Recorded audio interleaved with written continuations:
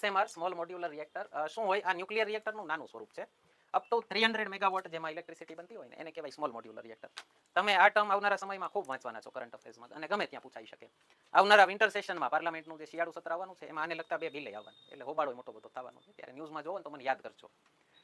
શું છે આ? આપણે ન્યુક્લિયર એનર્જી બનાવવા માટે નાના રિએક્ટર્સ ભારત સરકાર બનાવવાની છે 300 મેગાવોટના. એનો એક મોટો ફાયદો શું થાય? મોટું રિએક્ટર હોય અને માની લો કે અકસ્માત થાય તો નુકસાન બહુ મોટું થાય. નાનું રિએક્ટર હોય અકસ્માત થાય તો કંટ્રોલ પર જલ્દી થઈ શકે એટલે ડેમેજ બહુ લિમિટેડ થાય. ઓકે, બીજી વસ્તુ, ન્યુક્લિયર રિએક્ટર્સની જરૂર શું કામ છે? આપણે રિન્યુએબલ એનર્જી જે કહેવાય ને એ બનાવવામાં આપણે ખૂબ આગળ વધી ગયા અત્યારે.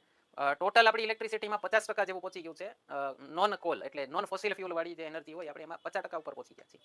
પણ તમે વિન્ડથી કે સોલરથી જે ઇલેક્ટ્રિસિટી બનાવો ને એમાં એક તકલીફ શું હોય? સોલર ઇલેક્ટ્રિસિટી ખાલી દિવસે મળે તમને, રાત્રે એનું પ્રોડક્શન ન હોય. વિન્ડ ઇલેક્ટ્રિસિટી ક્યારે મળે? વિન્ડ પાવર કોક દિવસો એવા હોય કે જ્યારે હવાનો બહાવ એટલો બધો તેજ નથી, ત્યારે તમને ન મળે. હવે ઉનાળામાં આપણે ભારત જેવા દેશમાં રાતના ટાઈમે એસી ચાલુ થાય ને તો એના કારણે ઉનાળામાં એનર્જીની એક ડિમાન્ડ બહુ પીક હોય છે, દિવસે ઉપર હોય ને રાતે ઉપર હોય. તો તમારે કોઈ એવો સોર્સ જોઈએ ઇલેક્ટ્રિસિટીનો જે તમને 24 કલાક લગાતાર ઇલેક્ટ્રિસિટી આપે. એનાથી શું થાય? તમારી ગ્રીડમાં ડિસ્ટર્બન્સ ન થાય. તમે 100% રિન્યુએબલ ઉપર આધારિત થઈ જાવ ને તો નુકસાન શું જાય? દિવસે સોલાર એનર્જી પ્રોડ્યુસ થઈ ગઈ પણ રાતે બધાના એસી ચાલુ થશે ને ત્યારે તમારી ગ્રીડમાં ખાટ કરતો એક લેપ્સ આવશે. તો એટલા માટે કોલસો અત્યારે આપણા માટે મજબૂરી છે, પણ એ કોલસો રિપ્લેસ કેનાથી થશે? તો આ સ્મોલ મોડ્યુલર રિએક્ટરથી.